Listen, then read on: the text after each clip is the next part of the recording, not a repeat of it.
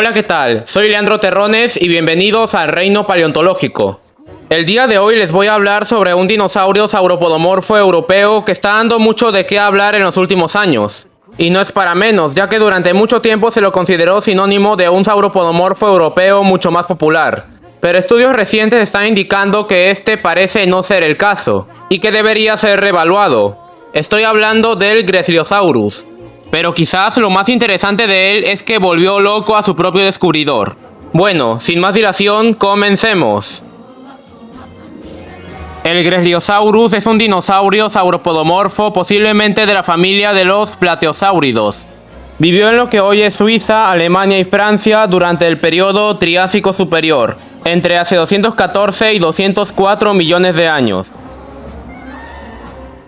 La historia comienza cuando el paleontólogo y geólogo suizo Amand Gressli descubrió los fósiles que están viendo en pantalla y en el año 1856 se los envió al paleontólogo Ludwig Rothenmeier, quien asignó estos fósiles a Velodon, un fitosaurio descubierto en Europa. Sin embargo, Rothenmeier luego se daría cuenta que estos fósiles representaban al primer dinosaurio descubierto en Suiza. Este originalmente iba a ser llamado Dinosaurus gressli, pero este nombre nunca fue publicado formalmente, y además Dinosaurus era un nombre que ya estaba siendo usado por un terápsido. Lo irónico aquí es que los terápsidos no solo no son dinosaurios, sino que ni siquiera son reptiles. Pero bueno, cosas de la vida. Finalmente, en el año 1857, este primer dinosaurio suizo en ser descubierto fue descrito y nombrado como Gresliosaurus ingens. El nombre Gresliosaurus hace referencia a Amand Gressli, que fue quien descubrió los fósiles, por lo que significa reptil de Amand Gressli, y el epíteto ingens significa grande. El descubrimiento de los fósiles se dio en la formación Trossingen. Esta abarca tanto Alemania como Suiza y data del periodo Triásico Superior, de entre hace 220 a 201 millones de años. El Gresliosaurus fue descubierto en la zona que abarca Suiza, aunque también se lo ha descubierto en zonas que abarcan Alemania, pero eso lo hablaré más adelante. En algún momento se consideró que el Gresliosaurus podría ser un pariente del Teratosaurus o incluso un sinónimo del mismo. En ese momento se pensaba que el Teratosaurus era un dinosaurio carnívoro, ya sea un carnosaurio o un prosaurópodo, pero hoy sabemos que en realidad es un pariente de los cocodrilos, específicamente un Rawisuchio. Este parentesco y sinonimización del Gresliosaurus con el Teratosaurus obviamente fue rechazado, pero lo que sí era cierto es que era un prosaurópodo, o sauropodomorfo basal como los conocemos hoy en día. En años posteriores se describieron más especies de Gresliosaurus, siendo estas Gresliosaurus pleiningeri, que fue descubierta en Francia, y Gresliosaurus robustus y Gresliosaurus torgeri, que fueron descubiertas en Alemania, específicamente en la formación Trossingen, al igual que la especie original Gresliosaurus ingens, solo que estas pertenecen a zonas alemanas.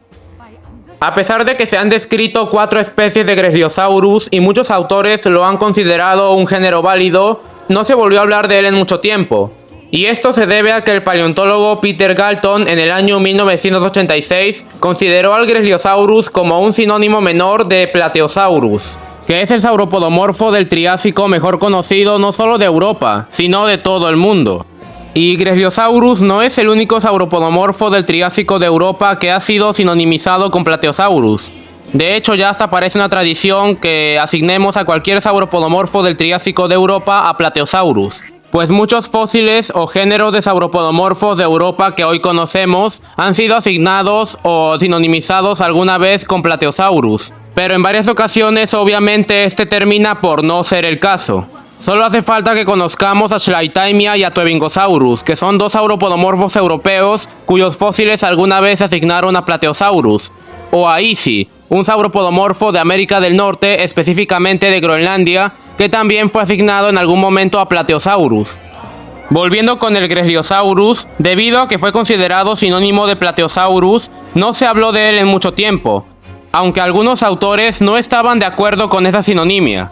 En el año 2003 se publicó un estudio en contra de su sinonimia con el Plateosaurus, y afirmaba que el Gresliosaurus es un género válido, ya que se encontraron varias diferencias entre los huesos de este último con los del Plateosaurus, y eran suficientes para que el Gresliosaurus fuera un sauropodomorfo aparte.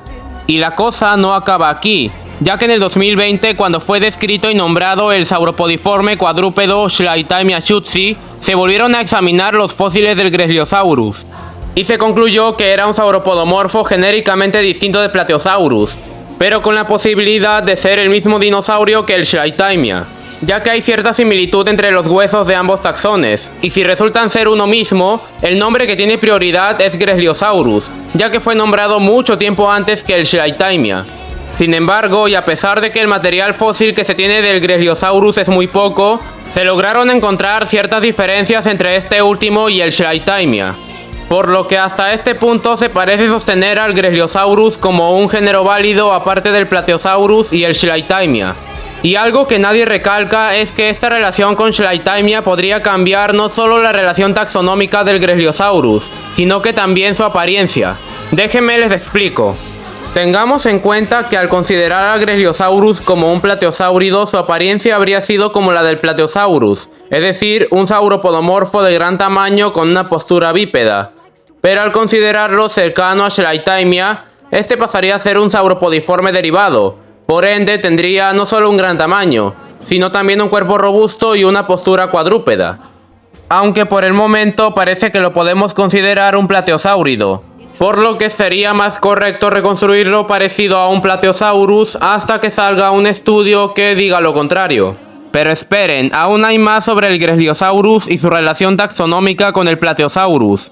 Resulta que el 18 de diciembre de este año se publicó un artículo en donde se examinaban los fósiles de varios sauropodomorfos de Alemania, todos ellos del Triásico, y llegó a la conclusión que muchos fósiles asignados a Plateosaurus no parecen pertenecer a este, y esto incluye muchos fósiles de Greslosaurus y de las 4 especies descritas.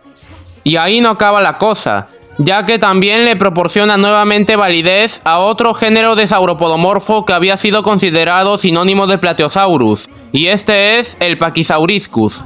Algo que debo aclarar es que en el artículo se lo llama Pachysaurus, pero el nombre Pachysaurus es inválido, ya que este ya estaba siendo usado por un lagarto monitor, por lo que el nombre fue cambiado a Pachysauriscus, y esta es la forma correcta de llamar a este dinosaurio.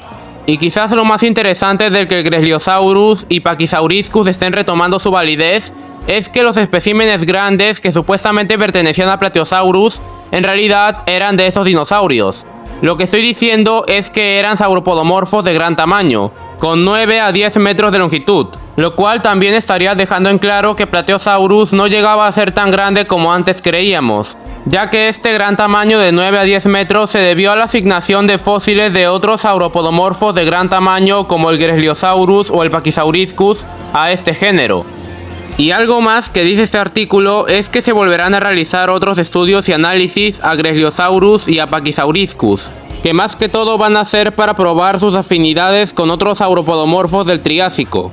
Pero parece ser que por el momento los podemos clasificar tentativamente como plateosáuridos. Y claro, esto será hasta que salgan nuevos estudios definiendo las afinidades de estos dos sauropodomorfos.